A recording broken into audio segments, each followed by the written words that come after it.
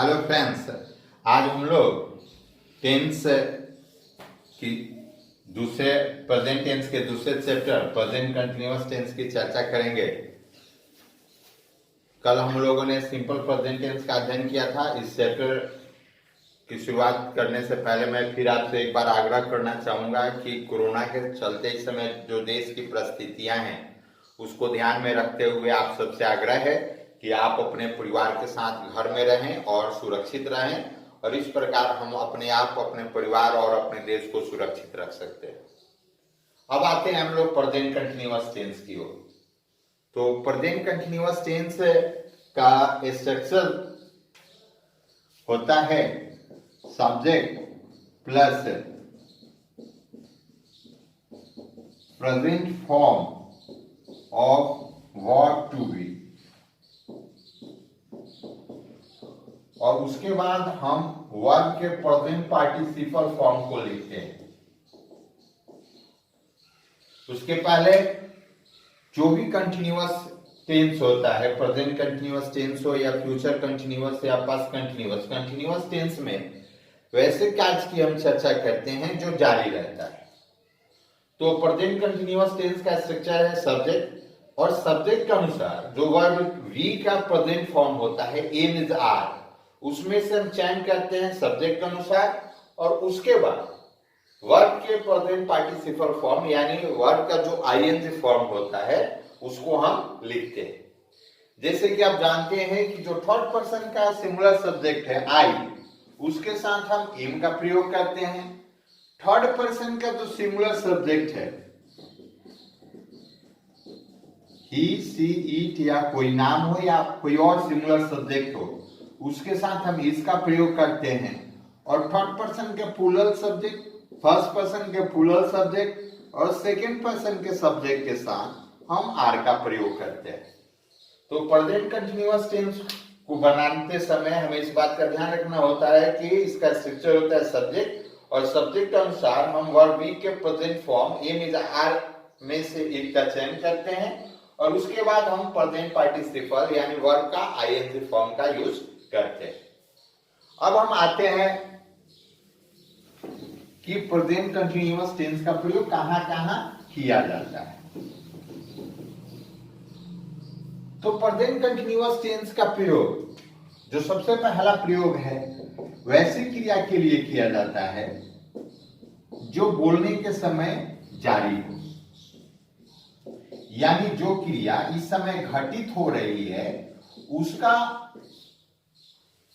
उसके लिए हम प्रेजेंट कंटिन्यूअस टेंस का प्रयोग करते हैं। जैसे इस समय मैं पढ़ा रहा हूं, तो इसको बनाने के लिए हम प्रेजेंट कंटिन्यूअस टेंस का प्रयोग करेंगे।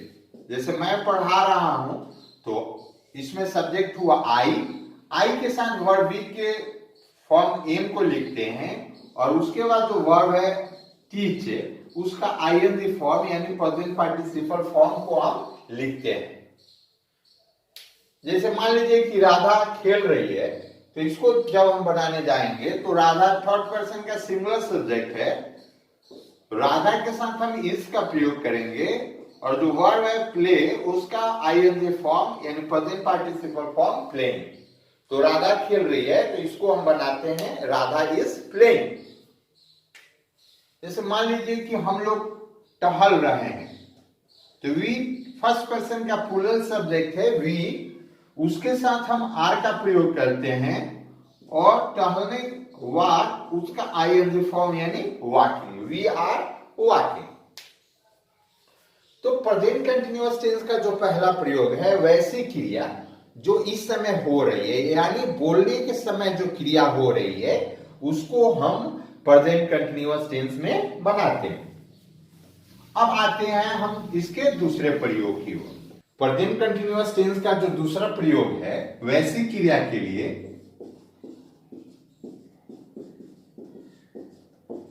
जो जरूरी नहीं है कि बोलने के समय हो रही है, लेकिन इस समय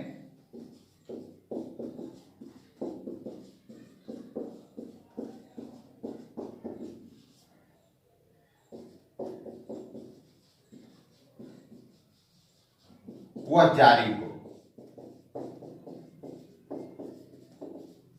जैसे मान लीजिए कि आप अपने एक फ्रेंड से बहुत दिनों के बाद मिलते हैं और आपका फ्रेंड्स पूछता है कि आप क्या कर रहे हैं, आप कहते हैं आई एम टीचिंग, तो आप उस समय पढ़ा नहीं रहे होते हैं, लेकिन जो सेंस होता है वो होता है कि आप इस समय क्या कर रहे हैं।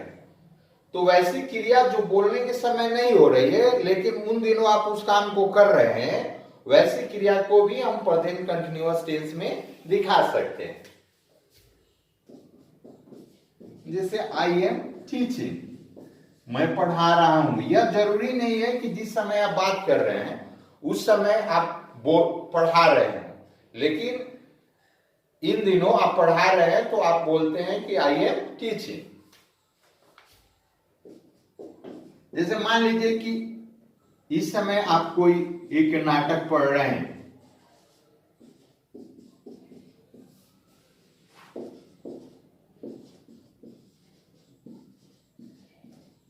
जो प्रेमचंद द्वारा लिखी गई हो। I am reading a play by Premchand. तो जरूरी नहीं है कि जिस समय आप उसकी चर्चा कर रहे हैं आप उस समय वह नाटक पढ़ रहे हैं, लेकिन उन दिनों आप पढ़ रहे हैं। तो वैसी क्रिया जो बोलने के समय जारी ना हो लेकिन उस क्रिया को आप इन दिनों कर रहे हैं, वैसी क्रिया को भी हम प्रेजेंट कंटीन्यूअस टेंस में दिखा सकते हैं। तो जो हमने शुरुआती दो पढ़े कि प्रेजेंट कंटीन्यूअस टेंस का प्रयोग वैसी क्रिया जो इस बोलने के समय जारी हो, और दूसरा जो इन दिनों जारी हो लेकिन जरूरी नहीं हो कि जिस समय आप बोल रहे हो वह क्रिया उस समय जारी हो।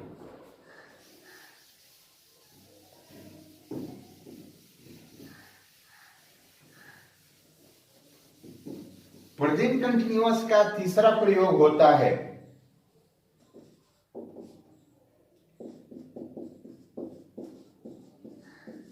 लाइकहुड और इंटेंशन, यानी इरादा या संभावना। प्रेजेंट कंटीन्यूअस टेंस का प्रयोग संभावना या इरादा को दिखाने के लिए किया जाता है। जैसे मान लीजिए कि आकाश में इस समय बादल हो, तो आप अनुमान लगा सकते हैं कि आने वाले समय में या शाम को बारिश हो सकती है।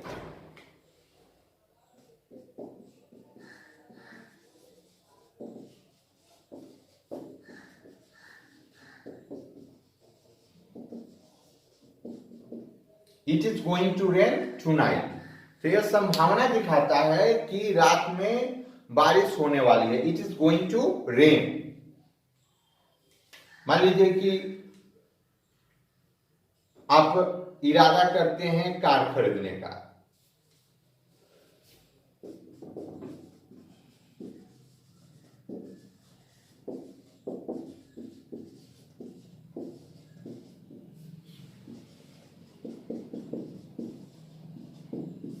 आई am going two by a car next year, मैं अगले साल कार खरीदने वाला हूं। तो यहां पे आई am going two by A car यह प्रेजेंट कंटीन्यूअस टेंस का है, और ये इसका प्रयोग हमने अपना इरादा दिखाने के लिए किया है। तो संभावना या इरादा को दिखाने के लिए हम प्रेजेंट कंटीन्यूअस टेंस का प्रयोग कर सकते हैं।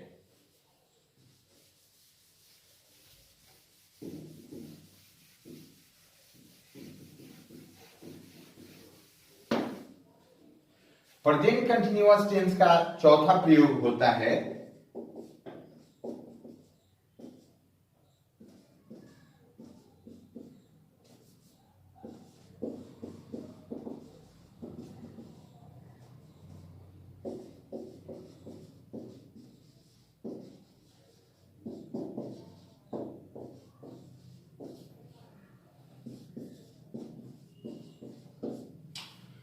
भविष्य में जो निश्चित कार्यक्रम होते हैं उसको दिखाने के लिए आप प्रेजेंट कंटीन्यूअस टेंस का प्रयोग कर सकते हैं। जैसे मान लीजिए कि आप कल किसी से मिलने वाले हैं या आप शाम को किसी से मिलने वाले हैं, तो आप इस सेंटेंस को प्रेजेंट कंटीन्यूअस टेंस में दिखा सकते हैं।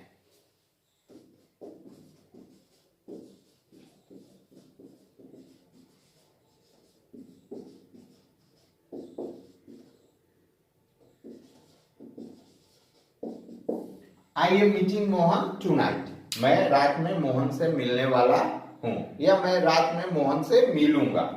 तो यह नियर फ्यूचर में, बने भविष्य में, यह जो निश्चित कार्यक्रम है उसको आप प्रेजेंट कंटिन्यूअस के माध्यम से दिखाएंगे। I am meeting Mohan tonight, मैं आज रात मोहन से मिलने वाला हूं या मैं आज रात मोहन से मिलूंगा। जैसे आप कल घर जाने वाले हैं, तो इस सेंटेंस को भी आप प्रेजेंट कंटिन्यूअस टेंस के माध्यम से दिखा सकते हैं।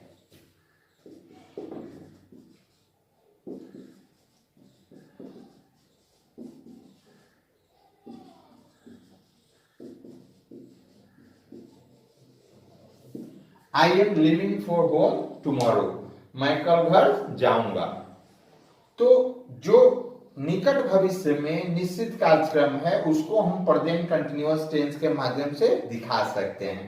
लेकिन एक बात का ध्यान रखना पड़ेगा कि उसके साथ टाइम जो है उसका उल्लेख करना जरूरी है। यानी जब आप निकट भविष्य के निश्चित कार्यक्रम को दिखाते हैं प्रेजेंट कंटिन्यूअस के साथ, तो टाइम का उल्लेख करना जरूरी है। तो यह था प्रेजेंट कंटिन्यूअस का प्रयोग, उसको एक बार मैं फिर से दोहरा देता हूं। प्रेजेंट कंटिन्यूअस टेंस का पहला प्रयोग है वैसी क्रिया जो इस समय बोलने के समय जारी हो। जैसे मैं खेल रहा हूं, आई एम प्लेइंग, यानी मैं इस समय खेल रहा हूं। प्रेजेंट कंटिन्यूअस टेंस का जो मैंने दूसरा प्रयोग बताया, वैसी क्रिया जो जरूरी नहीं हो कि समय बोलने के समय जारी हो, लेकिन आप उसे इस समय कर रहे हो। जैसे मान लीजिए कि मैं इस समय मैथ सीख रहा हूं या मैं इस समय अंग्रेजी पढ़ा रहा हूं, तो इस जरूरी नहीं है कि जिस समय मैं बात कर रहा हूं, जिस समय बोल रहा हूं, मैं उस कार्य को कर रहा हूं, लेकिन वह काम इन दिनों जारी है। तो वैसी क्रिया को भी हम प्रेजेंट कंटिन्यूअस टेंस के माध्यम से दिखा सकते हैं। जो तीसरा प्रयोग हमने सीखा प्रेजेंट कंटिन्यूअस टेंस का प्रयोग, उसका जो है प्रयोग हम करते हैं संभावना या इरादा को दिखाने के लिए। जैसे मान लीजिए कि मेरा इरादा एग्जाम में हिस्सा लेने का है, अगले साल एग्जाम में हिस्सा लेने का है, तो वह इरादा है, तो उसको हम प्रेजेंट कंटिन्यूअस टेंस के माध्यम से दिखा सकते हैं। या मान लीजिए कि मेरा इरादा कार खरीदने का है अगले साल, तो मैं उसको प्रेजेंट कंटिन्यूअस टेंस के माध्यम से दिखा सकता हूं, I am going to buy a car. इसके अलावा जो चौथा प्रयोग है वह वैसी क्रिया के लिए होता है जो निश्चित भविष्य में पहले से निश्चित हो, और इसके साथ इस बात का ध्यान रखना होता है कि टाइम का उल्लेख करना जरूरी है। जैसे I am meeting Mohan tonight, आज मैं मोहन से मिलने वाला हूं या मैं आज रात मोहन से मिलूंगा। तो यह प्रेजेंट कंटिन्यूअस टेंस का प्रयोग है। कल हम लोग प्रेजेंट परफेक्ट टेंस की चर्चा करेंगे, और इस चैप्टर को समाप्त करने से पहले मैं आपसे कहना चाहूंगा कि आप निश्चित रूप से कमेंट करें। Thank you.